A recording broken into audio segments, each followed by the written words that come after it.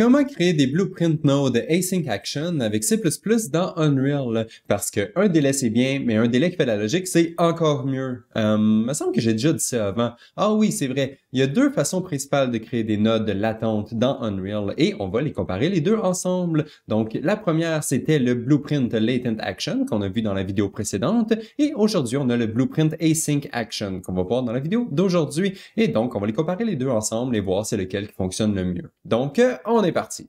Et nous voici dans notre header file, mais avant de passer au code, on va regarder les avantages et désavantages du blueprint async action comparativement au latent action qu'on a vu dans la vidéo précédente.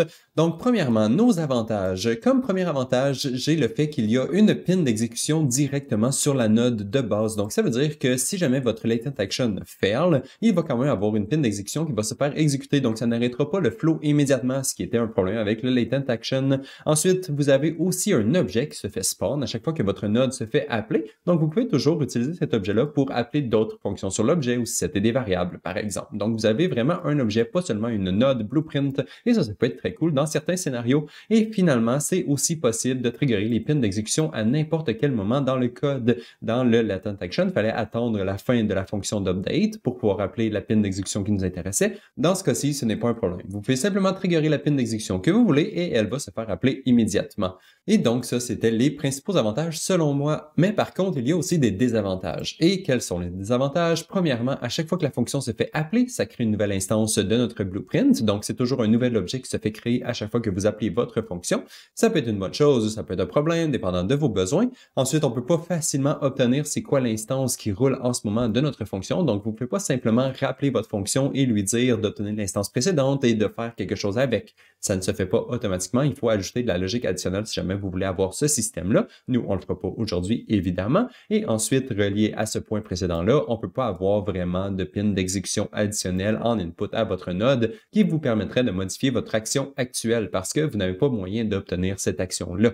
Donc, si vous voulez faire un cancel, vous pouvez pas vous rajouter une pin sur votre node. Vous allez devoir vous créer une fonction sur votre objet et ensuite utiliser votre objet, l'objet qui se fait créer juste ici, pour pouvoir appeler la fonction cancel. Ça se fait tout aussi bien, c'est juste que le code va avoir une apparence un peu différente.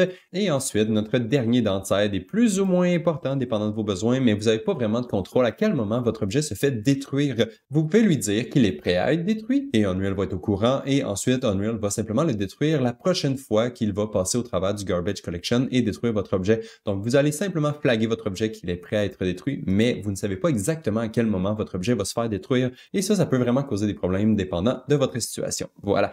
Et ensuite, on a quelques petites notes additionnelles, c'est plus ou moins important. Donc, premièrement, la vidéo d'aujourd'hui va prendre moins de code que la vidéo précédente, juste parce que c'est plus facile de se créer une async action qu'une latent action. Et finalement, notre classe, elle a un petit requirement. Il faut absolument qu'il y ait une static function qui retourne un pointeur de notre classe à l'intérieur de la classe d'async action qu'on se crée, et ça ne peut pas être dans une function library. Donc, si vous vouliez avoir une function library que toutes vos fonctions à l'intérieur, vous ne pouvez pas. Vous devez absolument vous créer cette classe-là et la fonction doit se retrouver exactement à l'intérieur de cette classe-là, sinon ça ne fonctionnera juste pas.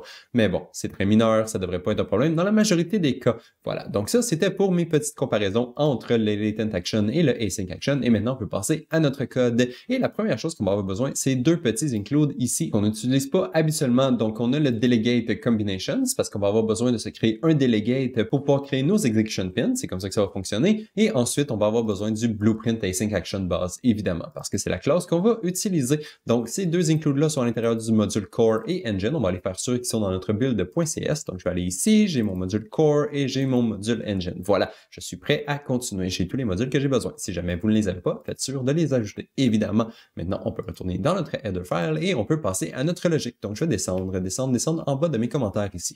Et donc comment ça fonctionne? Eh bien, premièrement, vous avez besoin d'une classe, évidemment. Donc notre classe ici va être enfant de uBlueprint Async Action Base, qui va être la classe parent de toutes les async actions qu'on veut créer. Et donc vous pouvez vous créer votre propre classe. Dans mon cas, je vais faire la même logique que dans la vidéo précédente. Donc on va se faire une petite fonction qui va simplement compter les secondes. Donc ici j'ai uAsync Count Seconds, qui est le nom de ma classe à moi, parce que je peux avoir une fonction qui va me permettre de compter des secondes. Donc c'est le nom que je lui ai donné. Ensuite, pour que notre classe fonctionne, il faut aussi lui ajouter la uClass macro qu'on a juste ici, juste en haut. Donc ici le premier argument c'est blueprint type pour dire que notre classe va être accessible en blueprint pour qu'on puisse nous créer une blueprint node évidemment. Et ensuite on va avoir besoin d'un autre petit méta ici qui est le méta qu'on doit assigner à toutes les actions async action. Donc, à chaque fois que vous allez vous en créer un, vous allez devoir rajouter cette petite méta juste ici, sinon ça ne fonctionnera pas. C'est juste comme ça que ça fonctionne. Voilà. On devrait maintenant avoir une classe qui est prête à être utilisée, mais avant qu'on rajoute des choses à l'intérieur de notre classe, on va se créer une autre petite chose. On va se créer un delegate juste ici.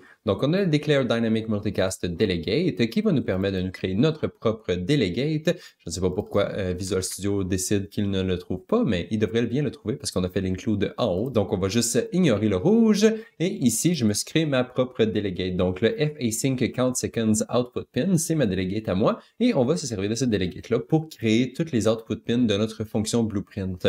Donc, en bref, pour pouvoir nous créer des output pins à notre node blueprint, on a besoin d'avoir une delegate multicast qu'on a juste ici. Donc, je me suis créé une petite delegate et ça va être nos output pins de notre fonction. Notre classe est prête, on a notre delegate qui nous permet de créer nos output pins et maintenant, on est prêt à créer notre propre fonction. Donc, on va créer notre fonction juste ici. Donc, ma fonction, elle est super simple. Je l'ai nommée async count second, qui est le même nom que la classe. Et comme j'ai dit au début de la vidéo, on doit absolument retourner un pointeur de notre classe. Donc, c'est ce que je fais juste ici, un uasync count second pointeur. Donc, on a notre fonction qui retourne notre pointeur et évidemment, notre fonction est statique pour qu'on puisse l'appeler de n'importe où.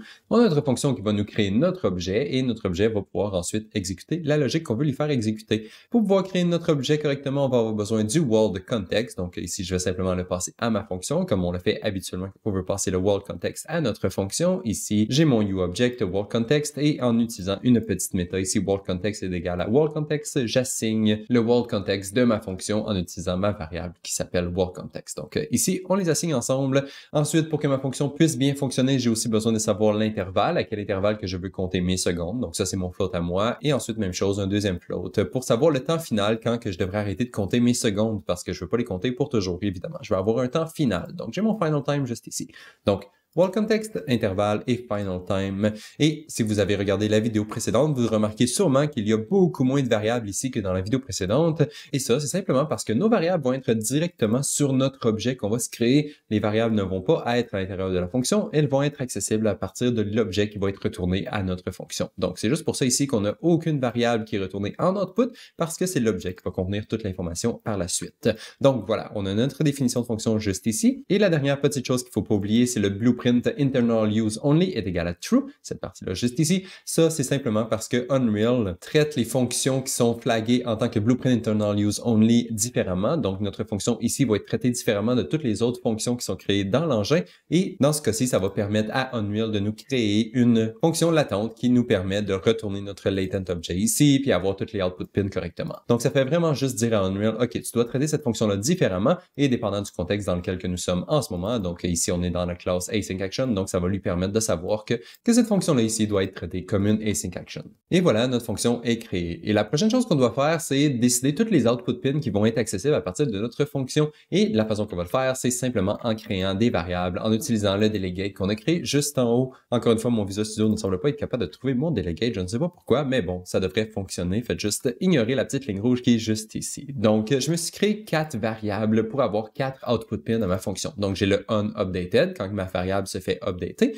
mon onCancelled, quand le user décide de canceller mon action, onCompleted, quand mon action est complétée, et finalement, on a le onFailed, si jamais notre action fail. Toutes ces variables-là, il n'y a rien de spécial avec elles, c'est seulement des variables, on peut simplement nous créer des variables de notre type de notre delegate et ça va créer des output pins automatiquement pour nous. Faites juste sûr que vos variables sont aussi blueprint assignable pour que ça fonctionne sur votre node blueprint, évidemment. Donc, on a créé notre fonction, c'est comme ça qu'on crée notre fonction. Maintenant, on a une node blueprint qu'on peut appeler et qui a différents pins de output. Il manque juste une dernière petite chose ici. La logique de notre fonction ne sera pas directement à l'intérieur du async count second qui est juste ici. Ça, c'est la fonction qui nous permet de créer notre node. La logique de notre fonction, elle, va être exécutée à l'intérieur du activate. Donc, on va devoir overrider une fonction qui se trouve dans le parent, donc virtual void activate override. Parce qu'on veut overrider une fonction qui se trouve dans le parent. Et nous, ce qu'on va faire à l'intérieur de cette fonction-là, c'est démarrer notre timer pour vrai. Donc, ici, on crée notre objet et ensuite, à l'intérieur de notre objet, on va pouvoir démarrer notre timer qui va compter nos secondes et c'est tout. Ça, c'est toutes les informations obligatoires que vous allez avoir besoin si vous voulez vous créer votre propre fonction. Et ensuite, tout le reste, ça va dépendre de votre contexte à vous. Moi, je vais être capable de compter des secondes et je vais être capable de canceller mon action. Et pour pouvoir faire ça, je vais avoir besoin de plus de variables. Et c'est ça qu'on va rajouter par la suite. Donc, je vais descendre, juste en bas ici. Et maintenant, je vais me créer toutes les variables que je vais avoir besoin pour créer ma logique à moi. Donc, ici, je vais avoir besoin d'un float timer intervals pour savoir c'est quoi l'intervalle de mon timer. Ensuite, j'ai mon timer final time qui va être passé en input, mais il faut quand même que je m'en rappelle. Donc, je vais le sauvegarder dans une variable lui aussi. Je l'ai juste ici. Ensuite, j'ai mon timer current time. Ça, c'est mon timer actuel qui est en train d'incrémenter à chaque intervalle. J'ai un petit booléen pour me dire si mon action a été un succès ou non. Donc, bout success. Et finalement, j'ai mon out info message qui est un petit string qui va donner un peu plus d'informations pour savoir si mon action est un succès ou non et pourquoi. Donc ça, c'est mes variables à moi qui me permettent de faire la logique que je vais créer aujourd'hui. Et ensuite, en plus de toutes ces variables-là, je vais aussi me créer une fonction additionnelle pour pouvoir canceller mon action. Vu que ce n'est pas possible d'avoir une input pin différente pour pouvoir canceller notre action, on va avoir besoin de le faire sur le côté. Donc c'est pour ça ici que je me suis créé une autre petite fonction qui est accessible en Blueprint, cancel count second, et cette fonction-là va simplement être utilisée pour canceller notre action. Donc par exemple, dans notre cas ici, on l'utiliserait pour canceller notre timer si jamais on n'en a plus besoin. Et voilà, donc ça, c'était toutes les variables publiques que je vais avoir besoin pour faire ma logique. Mais ensuite, je vais aussi avoir besoin de quelques autres variables et fonctions privées. Donc, je vais m'écrire juste ici. Donc, j'ai notre fonction à nous qui va être le timer. Donc, update count seconds. Ça, c'est dans cette fonction-là qu'on va compter les secondes nous-mêmes. Ensuite, j'ai aussi une autre fonction pour terminer mon countdown. Donc, pour faire sûr que mon action se complète correctement et qu'on détruit et réinitialise toutes les variables qu'on a besoin de réinitialiser, je vais le faire à l'intérieur d'une petite fonction ici parce qu'on veut pouvoir être capable d'appeler le finish peu importe où nous sommes. Donc, soit qu'on est dans le update et que l'action a été terminée correctement, ou alors, si jamais l'utilisateur a cancellé, on veut pouvoir appeler notre finish pour faire sûr que notre action se complète correctement et que l'objet soit bien détruit par après. Et finalement, j'ai d'autres petites variables juste ici qui vont nous permettre de faire notre logique. Donc, le world context object, le world et ensuite un timer handle pour pouvoir me créer mon timer. Donc voilà, ça c'était toutes les informations additionnelles que moi je vais avoir besoin aujourd'hui pour faire ma logique. Évidemment, si jamais vous voulez avoir une fonction qui fait des choses différentes de la mienne, toutes ces informations-là ici vont changer, évidemment. Seulement les fonctions et les variables qui étaient au début de la classe sont nécessaires. Voilà, donc c'était tout pour le header file. Maintenant, on peut passer au CPP. Et ici, on va premièrement avoir besoin de deux nouveaux includes. Donc, je vais avoir besoin du engine.h pour obtenir le world à partir du world context object que j'ai juste ici. Et ensuite, quelque chose que j'ai oublié dans la vidéo précédente, on va avoir besoin du editor engine pour pouvoir obtenir le world qui est déjà ouvert dans l'éditeur si jamais le world context object n'est pas valide. Donc ça, j'ai oublié de l'ajouter dans la vidéo précédente. Si jamais votre code ne compile pas, c'est à cause de ça, malheureusement. Donc, faites sûr de l'ajouter juste ici. Et ensuite, il faut aussi aller faire sûr que les modules sont bien ajoutés dans le build.cs. Donc, j'ai le engine et le Unreal des modules. Donc, je vais aller faire sûr que ces modules-là sont juste ici. J'ai mon engine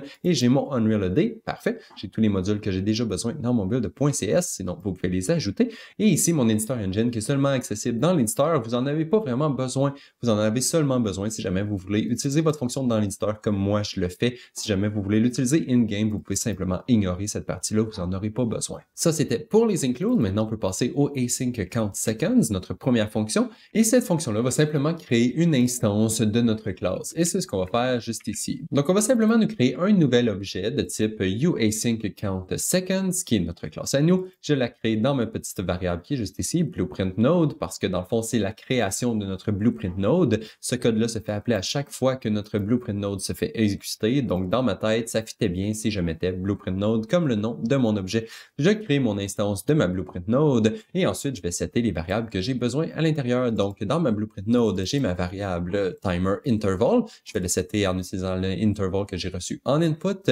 Ici, j'ai mis un max juste pour faire sûr qu'on ne soit pas capable d'écrire un timer qui est en dessous de 0. Sinon, ça ferait quelque chose d'un petit peu weird. Donc, ici, je me suis mis un intervalle minimal. Et ensuite, je vais aussi setter mon timer final time en utilisant le final time que j'ai reçu en input. Et finalement, le world context object qui est mon world context que j'ai juste ici. Donc, ça, c'est les trois variables qu'on peut setter sur notre action. Et une fois qu'on a créé notre action, on peut simplement la retourner à notre utilisateur. Et c'est tout. C'est tout ce qu'on a à faire à l'intérieur du async count seconds. On fait simplement créer un objet et le retourner à notre utilisateur. Unreal, en arrière, ce qu'il va faire, c'est créer notre objet. Et une fois qu'il est créé, il va appeler la fonction activate qui est juste ici. Donc, toute notre logique doit être dans la fonction activate et non dans la fonction qu'on appelle directement en blueprint. Donc, maintenant, on va passer à la fonction activate. Justement, je vais descendre ici Et quand on active notre action, on va démarrer le timer qu'on va utiliser pour compter nos secondes. Pour pouvoir démarrer mon timer, je vais avoir besoin du world. Donc, c'est ce que je vais faire ici. Je vais essayer d'obtenir le world à partir du world context object qu'on a reçu. Donc, dans Gengine get world from context object, on lui passe le world context object qu'on a reçu en input, évidemment.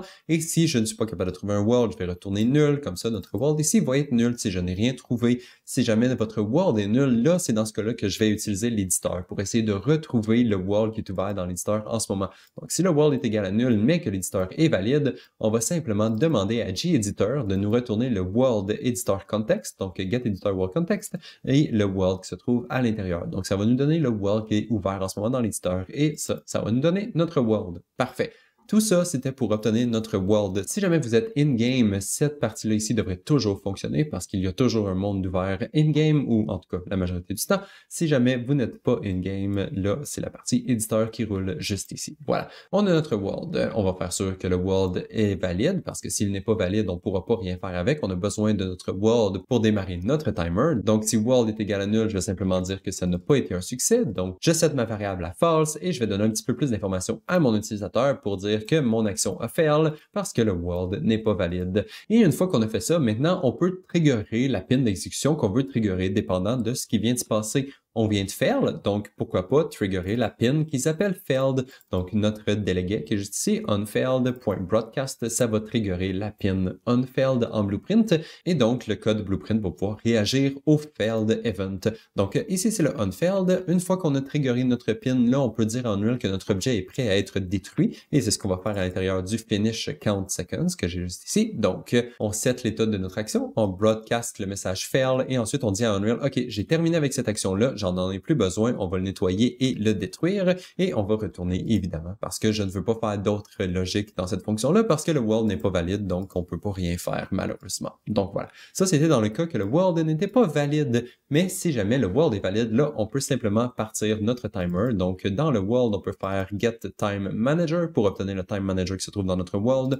On va pouvoir ensuite appeler la fonction setTimer qui va démarrer le timer. On lui passe le timer handle pour pouvoir se rappeler c'était quel notre timer. On lui dit c'est quel objet à quel il appartient notre timer, donc this, l'objet qui est actuel, et on lui dit la fonction qu'il faut qu'il appelle à chaque intervalle, donc c'est mon async count seconds, update count seconds, qui est la fonction que j'ai ici, c'est celle-là qui va se faire appeler à tous les intervalles. L'intervalle, je l'ai juste ici, ensuite j'ai un petit booléen pour dire qu'on veut que notre fonction loop, donc la fonction va continuer de se faire appeler encore et encore et encore à chaque intervalle, et ici c'est le délai initial lors de notre premier appel de notre fonction. On veut pas qu'il y ait de délai initialement, donc je vais simplement le mettre à -1. Voilà. À chaque intervalle, notre timer va appeler la fonction update count seconds et c'est dans cette fonction-là qu'on va compter nos secondes et c'est ce qu'on va faire. Donc, je vais descendre à cette fonction-là maintenant. Et pour compter nos secondes, c'est super simple. On va simplement faire current timer plus égal timer interval parce que notre fonction se fait appeler à tous les intervalles. Donc, si on fait plus égal l'intervalle, ça devrait toujours updater notre timer correctement. Une fois qu'on a updaté notre timer, on va pouvoir appeler notre pin unupdated. Comme ça, l'utilisateur sait aussi que notre timer vient d'être updaté. Donc, unupdated.broadcast, ça va appeler la pin qu'on veut. Et une fois qu'on a appelé notre pin, on peut regarder si notre timer est terminé ou non. Donc ici, si mon timer current time est plus grand que le timer final time, ça veut dire que j'ai fini de compter mes secondes. Et si c'est le cas, là, je peux simplement dire que ça a été un succès. J'ai fini de compter mes secondes, donc ma tâche est complétée. Je vais aussi broadcaster mon uncompleted, comme ça la pin d'exécution uncompleted va se faire appeler aussi. Et finalement, je vais terminer mon action, donc finish count seconds, ça va nettoyer mon action, arrêter le timer parce qu'on n'en a plus besoin, il a fini de compter et ça va détruire notre objet. Voilà, super simple. Quand on update notre timer, on incrémente le timer, on appelle la pin updated parce que le timer vient d'être updaté. Si le timer est complété, on dit que ça a été un succès, on broadcast la pin completed et on nettoie notre timer, on le détruit parce qu'on n'en a plus besoin. Voilà, il reste simplement les deux dernières petites fonctions ici, le finish et le cancel. Donc on va descendre encore une fois.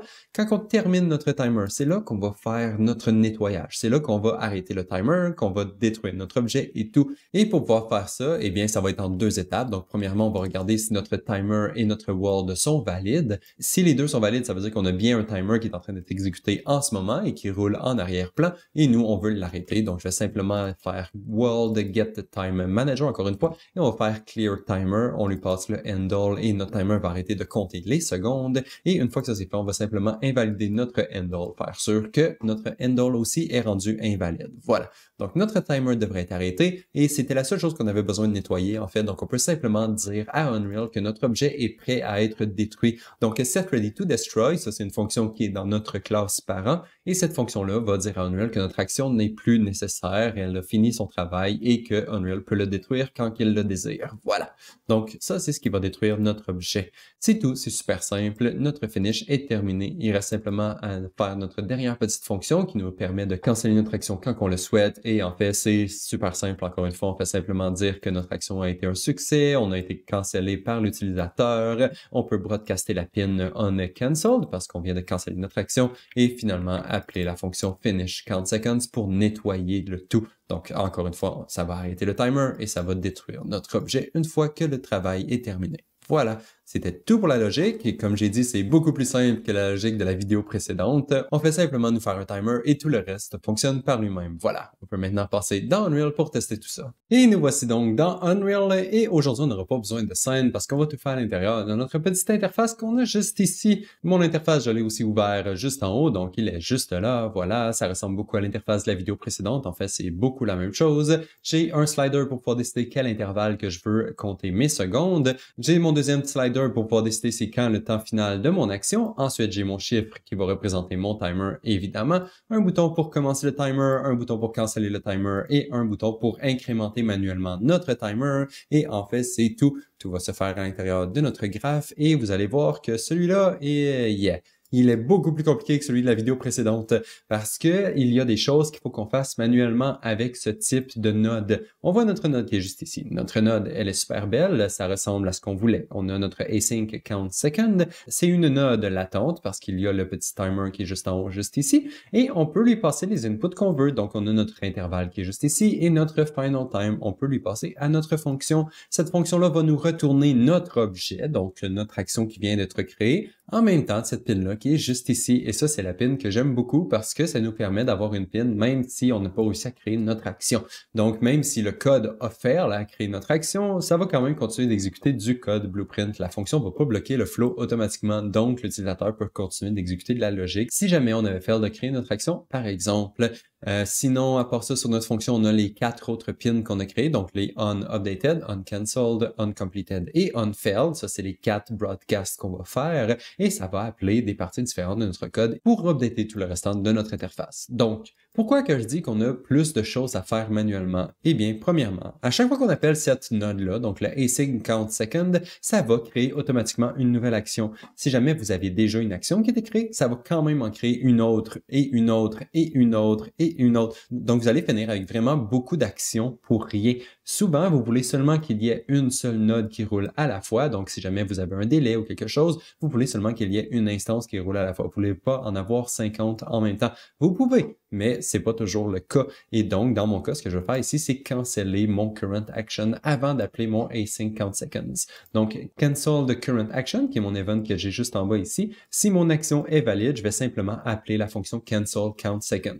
Comme ça, avant de commencer une nouvelle action, je vais canceller l'action précédente. C'est juste pour faire sûr qu'il n'y a pas plusieurs timers qui roulent en même temps. Donc, je cancelle mon action précédente, je me commence un nouveau timer. Mon nouveau timer me crée une nouvelle variable que je vais setter dans une nouvelle variable que je me suis créée juste ici, ma variable action. Et ensuite, je vais utiliser ma variable pour passer l'information à mon interface. Donc, si jamais je viens de créer mon action, je set ma variable et j'update mon interface. Si jamais je viens de canceller, compléter ou failer mon action dans ces 3 cas-là, je veux que ma variable soit resetée à rien parce que mon action est terminée et je n'ai plus besoin de ma variable. Donc, ici, je vais faire l'inverse. Je vais passer l'information à l'interface pour dire si mon action avait été correcte ou non une fois qu'elle était terminée et ensuite, je vais canceller ma variable. Donc, je vais setter ma variable action à nul parce que je n'ai plus d'action qui roule en ce moment.